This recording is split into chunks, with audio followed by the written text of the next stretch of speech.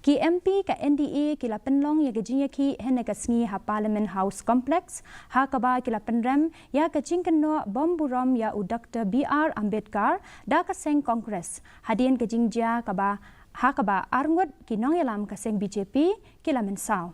ki nong